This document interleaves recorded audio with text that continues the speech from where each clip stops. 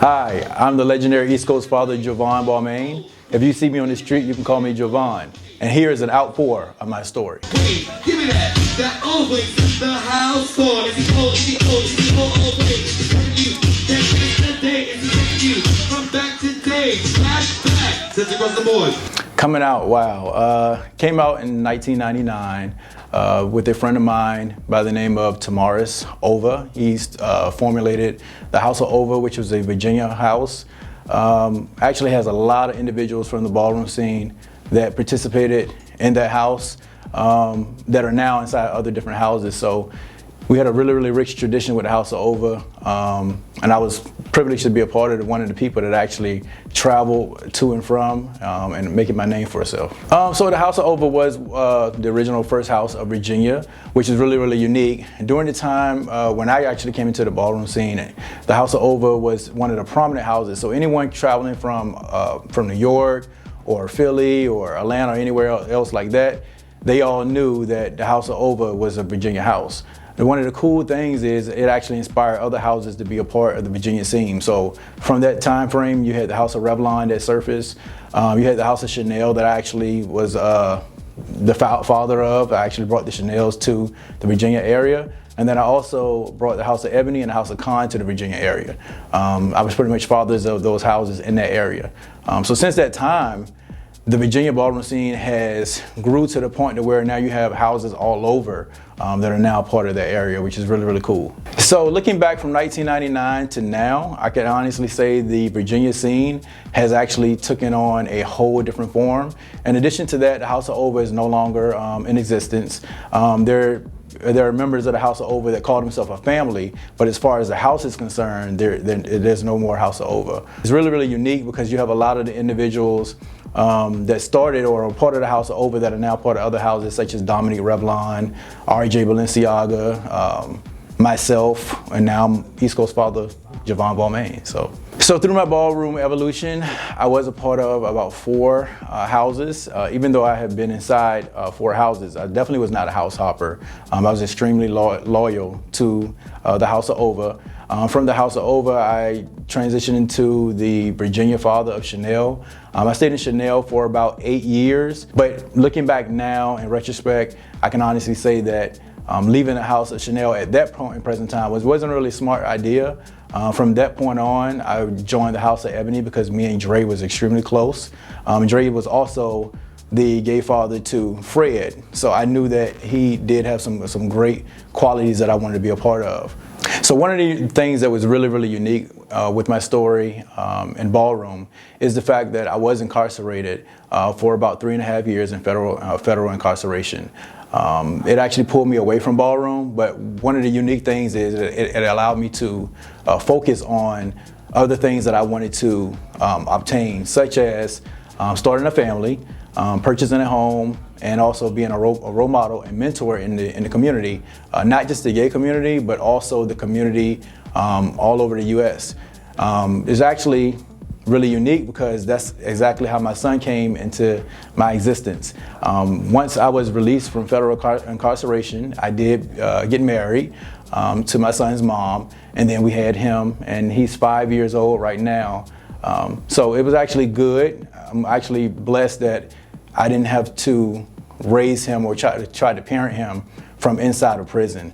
I feel like God really blessed me with the opportunity for him to grow up with myself and his mom. I definitely feel like incarceration was one of the lowest points of my life, but in addition to that, I also feel like it was a high point. And I know most people might be like, well, how is it both? For me, it allowed me to focus. It allowed me to figure out what it is I wanted to do in life. And it also gave me the opportunity to decide that I wanted to mentor people in the community. I thought it was very, very important. A lot of times I learned from a friend of mine while incarceration that you could be bitter or you could be better.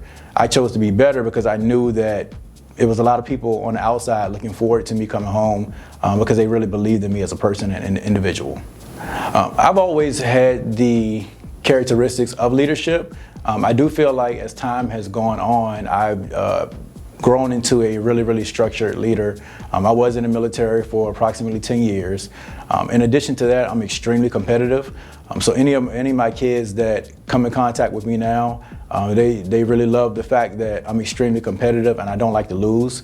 I feel like my ability to not like to lose has actually birthed a lot of champions and individuals in the community as well as myself. If I could have dinner with 3 ballroom people, dead or alive, the first individual would be the icon Jovan, who actually played a very, very instrumental part in my development for my category, which I'm legendary for right now, which is Oldway. In addition to that, I also walk best dressed.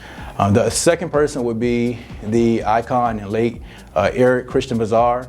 Reason being is because when we were coming up in Virginia and we were traveling back and forth to New York and different things like that, he was always on the mic. He was very influential, and he was someone that people really, really respected. And I myself pride myself in having that same respect when people actually think of Jovan Balmain. The third and final person would have to be Ova. Reason being is because he was the first person that actually believed in me as a leader, as an individual. He actually gave me my start in the Oldway category, and he was the one that I contribute all of my development to from Ballroom, because he was there from the beginning. So I've only been chopped 3 times in my 20 years of Ballroom existence. First chop came in 2000 when I traveled to New York. It was the father and son ball. And at that time, I was chopped for Oldway, which is my first time walking Oldway, so I was extremely nervous. And you could actually see the nerves in my face. My second chop came in North Carolina at the awards ball by the hands of the icon and friend of mine, Tony Revlon. During that time, we had a little rift because of some things that were going on in Virginia. And the third and final chop came at Ballroom Throwbacks. It was for Best Dress, and it was actually by Sandy Dior, who's now Sandy Machiavelli. Wow, Ballroom has certainly changed and evolved from my first time entering the ballroom scene, which was 1999, to now. The main thing about Ballroom that has really, really changed, and a lot of people kind of fail to realize, is the fact that social media has taken over our world to a whole another extent. So now you get to see everything online, whereas back in the day, you didn't see those clips online. You didn't see that. You heard about it from things like Walk For Me Wednesdays or the Tom Blumenthal radio show, or you just heard by word of mouth. So now you can actually go online and see all these things. Back then you had VHS. You don't have those things now. So from a social media standpoint, I feel like Ballroom has really evolved. In addition to that, you actually have people overseas now that are doing things that we are now doing. So I think it's really, really unique to actually, for Ballroom to have taken on mainstream to the point to where it's a part of everyone's culture.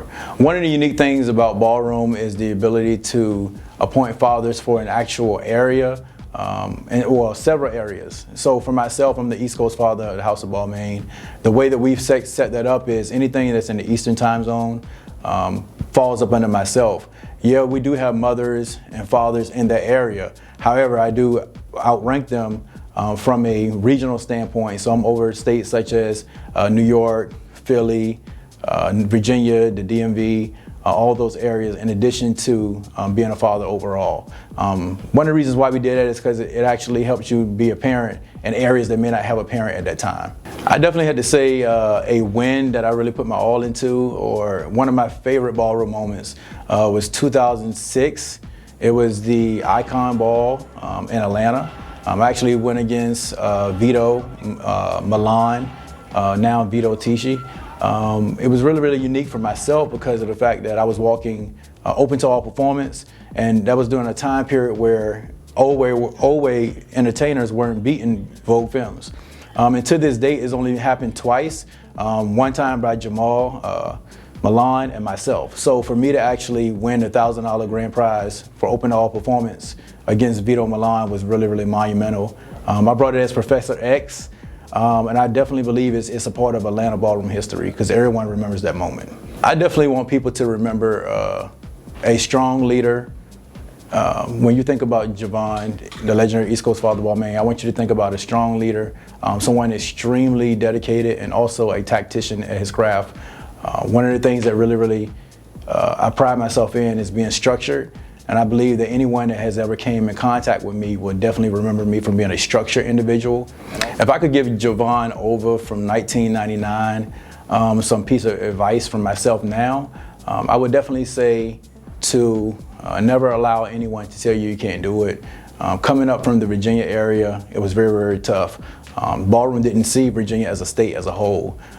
And during that time, I was very timid in the beginning, which it gave me the strength to be where I am right now. But I feel like if I would have attacked things a little bit more head on back then, I definitely would be a little further along in Ballroom. But I definitely am comfortable where I am right now. My name is legendary East Coast father Jovan Balmain. This is my story, and I'm definitely sticking to it. Anybody else's turn?